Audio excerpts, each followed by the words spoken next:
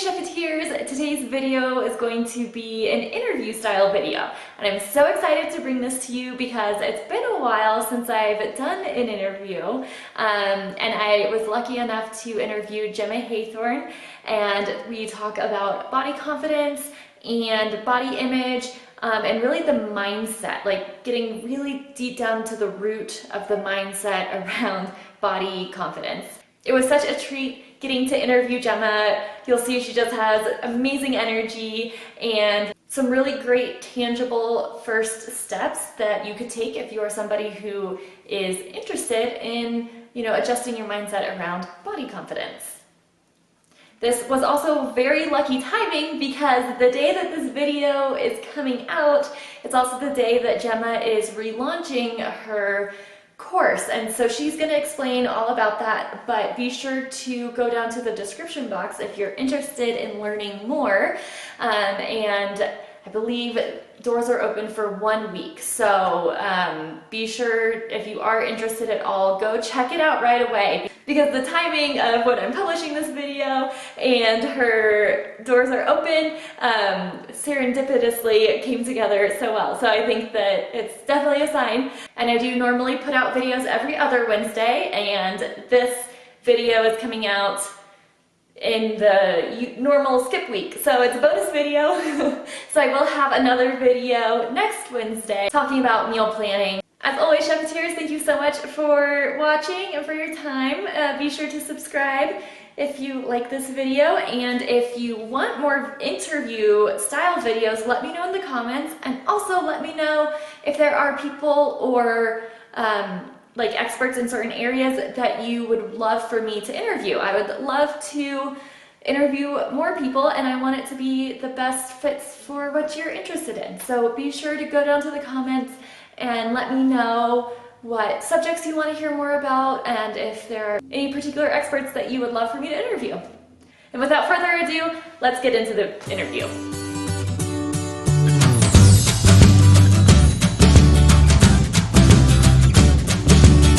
Hi, Jemma. Thank you so much for joining us. Chefeteers, this is Jemma Haythorne, and she hosts the podcast Finding Freedom with Inspire Wellness, and she loves talking about body confidence and food and movement and all things having a positive relationship with food, body, and everything else. So Jemma, I'd love to hear more about what you do and who you work with and how you serve your community. Yeah, well, first of all, thank you for having me. My business is called Inspire Wellness. So like you said, I have the podcast, but also I'm first and foremost, I suppose, I'm a coach. So I work with generally women on things like body image and confidence, the mindset, which I think is the missing piece of the puzzle for a lot of people, food freedom and intuitive eating, and just generally having that good relationship with yourself. So I do that through one-on-one online coaching, and I also have a program called the Confidence Code, which is my baby. It is my favorite. I think it's probably my favorite way to work with people because it's pretty much my method from start to finish, step by step, to follow to have that great relationship with yourself. So it's actually coming back very soon in a new and improved version, which I'm very excited for. So there you go, sneak peek. I don't even think my audience know about that yet. But yeah, so I basically work with people online worldwide doing those things, and love it. Love it. It's where I'm meant to be. Awesome. Well, maybe we'll talk more about it at the end and find out a little bit more about what that program has coming up. But Sounds before good. we get to that, one thing that I'm just so excited to talk to you about is body image and confidence. The root is in the mindset, but it is such a complex topic. And so I was listening to your podcast episode. It was number 103. Yes, 103, 5 questions to ask yourself when you're feeling children earplugs shit about your body, poopy about your body, whatever, however we want to say it. And so I thought all 5 of these questions were so great. It's a really great episode. I urge everybody to go and listen to it. But the question that I really wanted to hear more about was, and I'm going to let you say it exactly, but it was the one that was around, if I could snap my fingers and have what I would consider the perfect body, Or if I could snap my fingers and be happy in the body that I am in today, then which one would I choose? So I just loved kind of how basic it breaks it down to. And so I would love to hear more about your perspective on all of that. Yeah, I mean, I think you nailed it. That's pretty much almost word for word what I said. And if not, you probably made it sound better because that's pretty much what it is. That is one of my favorite questions as well. It's one of the ones that made the biggest difference for me. I think it was one of those big turning points in my own journey with my body because I had a not so fun relationship with my body and with food. But when I heard it was something along those lines, I think when I first heard it, it was if you could lose 10 kilos now or be happy in the body you're in, which would you choose? And that was a real kind of, oh my God, mind blowing moment for me because my whole life was about weight loss. And for a lot of my clients, their whole lives have been about weight loss. They think that's the thing that's going to make them happy. They think that they can't be happy in their bodies or they can't be confident or they can't love themselves until they hit that certain weight on the scales or certain size of clothes. And like scientifically, that's not true. In my personal experience, in the experience of most people, that's actually not true. I got the body that I wanted. I reached that point. I can still remember the day that I stepped on the scales and saw that number I'd been aiming for and was like, oh, well, now I have to stay here. Like, that's terrifying. I celebrated for like a second and then was like, oh my God, but now I have to keep doing this. And I keep having to be stricter. And oh, I still don't like this part of myself because it never ends. Because, like you said before, it's a mindset thing. Body image is about the inside, not the outside. And I think that's one of the biggest mistakes that people make. And that's kind of what this question is getting to the root of is that to change the way you feel about yourself, you don't need to change the way you look on the outside. You need to change what's going on inside because otherwise, you're never going to be happy. You're never going to be confident in the body that you're in. Yes, I completely agree. And I love how you phrase that of like, first you have to work internally because or else you will always find something to be upset about. And there's also so much societal messaging out there that tells us that we aren't good enough too. So do you have any recommendations or ways that you like to work with your clients whenever they experience some of those external messages that can be really damaging, and how to navigate that, and I suppose like come out the other side of the messaging even stronger? Yeah. So one of the biggest kind of processes that I take all of my clients through is my version of my own like limiting beliefs process. I don't know if you've come across limiting beliefs, probably. I feel like most people who have any kind of personal development have done it. But basically, if you're not sure what that is, it's pretty much just about changing the beliefs in this case, these beliefs that we have about bodies, the beliefs that we have about food as well, because we know how tied in those two things are. So that's pretty much what I do, reframing their beliefs. So the beliefs that we get, like children as young as 3 years old have beliefs about like, oh, there was this documentary that I watched and it was showing 3-year-olds like as a thin Barbie and a fat Barbie and saying which one of these is the laziest, and all of them would go to the larger Barbie. Which one of these is the stupidest? All of them would go to the larger Barbie. Kids aren't born thinking that. Like we don't come out thinking big bodies are bad and small bodies are good. That's what they've been taught. And it's the messages they're absorbing generally from society, but also from parents, from people around us. If they've got mum looking in the mirror and going, oh my God, my thighs look so big in these jeans, even if she's not directly saying big thighs are bad, that's what the kid learns. And they learn that and that can impact you for your whole entire life. Like so many of us probably have these memories from when we're young that we think, why do I even remember that? Like that seems so silly. That means it's had an impact on you. So bit of a tangent there, but the beliefs process is a big one I take people through. But obviously that's a big chunkier kind of process to get through. So if you're looking for something in terms of tuning out those societal messages now, probably one of my biggest tips is just notice it. Because for most of us, we're running on autopilot. We're absorbing these things, we're taking them as fact. So even just noticing and going, actually, that's a bit messed up. Like that's like I was rewatching Friends, the TV show the other week, and that was filmed in the 90s or whatever.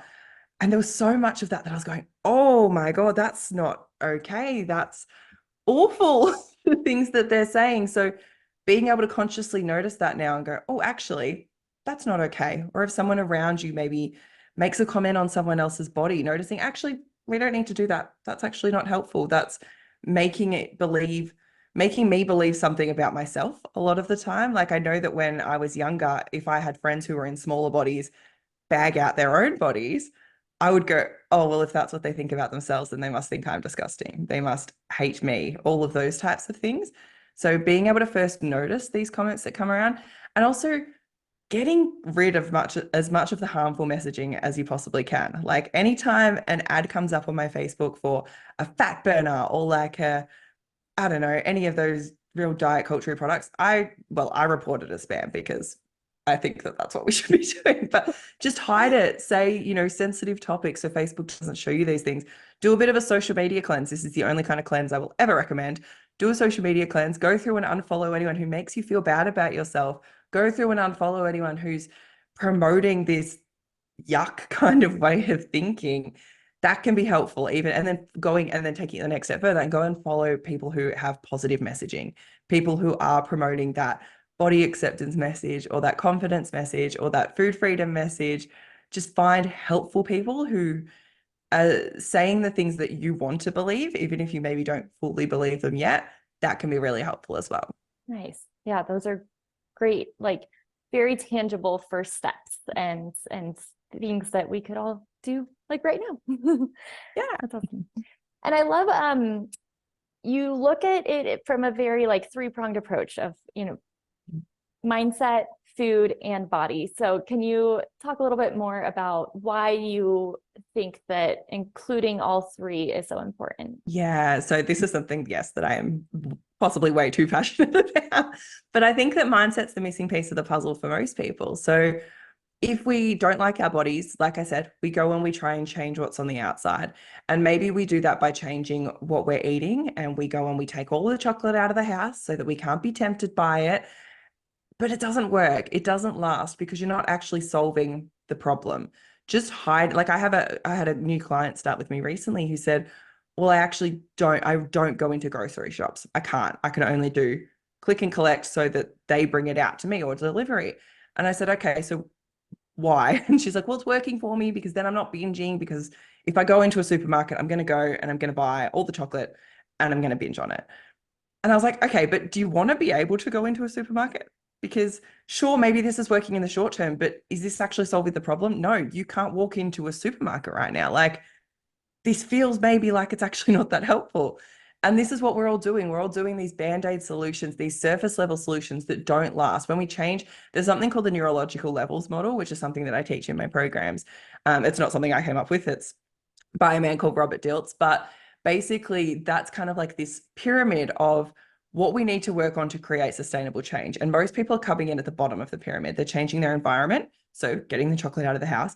They're changing their behavior, which is maybe like tracking their calories, for example, and thinking that these are the things that are going to create change. But if you haven't worked on the deeper stuff, like who you are at an identity level, like your beliefs and your values and things like that, it's not going to last. And this is where everyone thinks that they're broken. They think there's something wrong with them because they can't stick with things, but it's because they haven't changed what's going on deep down inside, which is that mindset piece. So mindset is the bit that ties it all together. And I do think that most people who are struggling with food can also recognize they're struggling with their body on some level. Some people don't, and some people genuinely maybe are fine with one and not the other. But I think for most people, if you are struggling with one, you're struggling with the other on some level, even if it is a bit of a subconscious level. So that's why everything I do is very much tailored towards go for all three. I am with the new confidence code. Here's your sneak peek. Actually having a food version and a body version, but both of them have mindset, and then you can combine and do both. So most people, I believe, will probably do both, but for some people, they maybe think they're pretty good with the body stuff and just need the food. So yeah, I'm a big believer that you really need to nail all three if you want that sustainable change. And that's what we want, right? Like there's no point making changes, I don't think, to our bodies or to our food if it's not going to last.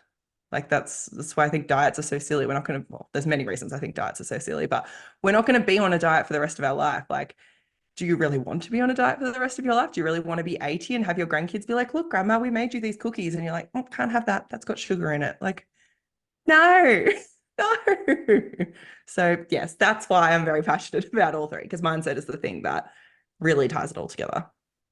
Well, and you're setting yourself up for a life of chasing a target that's constantly moving, because you're never like get that self-love and like self-acceptance.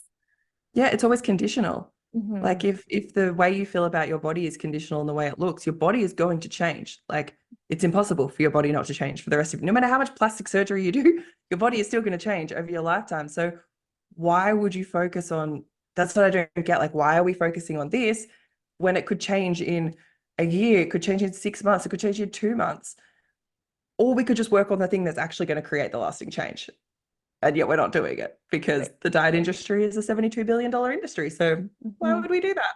Why would Right. they tell There's us to do a that? lot of money to be made off of people's insecurities, unfortunately. Yes. Exactly. I do think it's interesting with your program that you have the like food focused and then the body focused. And I wonder, as you roll it out and get clients signed up, how many people might start with one and then incorporate the other one too. But as they learn more and discover more about themselves, they say like, "Ooh, I can be supported in both ways." Yeah, to be honest, that's kind of what I'm expecting to happen. It's going to be interesting to see, but I know that I speak to some people who go, "Oh, I need, this is why I've changed it to be this way." Because I do have some people who've gone, "Oh, but no, I'm pretty good with the food. I just need the body," or vice versa. And despite the fact that I know that they will realize that they need both, I want to meet people where they're at. So they have the option basically to combine and add the other one later on and still get the discounted price, because I want people to like not be punished for not having, because we're not about the punishment here. We're about the nourishment, the Yeah. self-love. So Yes. yeah. That's awesome. Cool. Well, is there anything else that you want to share about either how you're helping clients now, your podcast, or the upcoming program change? Yeah. Well, I mean, I feel like, yeah, I've just given you a bit of a sneak peek into the program change, Yeah. but if you want to hear more about that, obviously, yeah, the podcast Finding Freedom with Inspire Wellness is a good place to be. I share a lot of information, a lot of really kind of like you said there before, tangible tips. I love giving stuff that you can actually do. I don't think any of my podcasts off the top of my head are just information. I like having things that you can go away and implement, because that's how we learn. That's how we create change. So that's all there. But yeah, follow me on Instagram as well is probably the best place to keep up to date with everything. My handle's inspire___ wellness. And I'm always happy to have a chat to people as well. If you've got something you're struggling with, like DM me. I love talking, as you can probably tell. DM me, come and chat. I also offer free one-on-one coaching sessions just to help people out. So you can find all that on Instagram as well. That's awesome. So people can get their toes wet and get kind of that their first steps, some of those questions answered, and then they can know which avenue to take next. Yeah, exactly. It's mostly like just to help out with those next steps. And then, of course, if people want to hear more about how I can help them take those steps, more than happy to chat about that as well. But it's totally obligation free. It's no strings attached, because, yeah, sometimes you just need that like little head start, need a little bit of a pep talk. And I love a pep talk, so I can do that. Well, and I love how you talk about meeting clients where they're at, or potential clients, or just people in general, meeting people where they're at. Yeah, I think that's very important, because I know from back however many years ago when I was struggling with food on my body, I heard about intuitive eating, or I heard about body acceptance and body positivity. I wasn't ready to hear it. And you can't make people be ready to hear these things. So it needs to be where you're at. And I'm very much one of those, I think my old business coach was probably like, "What are you doing?" Because I've turned away a lot of people from working with me because we're not the right fit. And I'm not going to work with you on intentional weight loss, because that's not what I do. I'm going to help you love and accept your body, whether you lose weight or not. But, you know, yeah, I'm the kind of person who I will turn people away if we're not the right fit, but I will also help you find someone who is going to be positive for you. So that's more my vibe. Yeah. That's awesome. Cool. And I will be sure to put all of the links to your socials and then your podcast link in the description, since this is YouTube. So it'll have a description box underneath.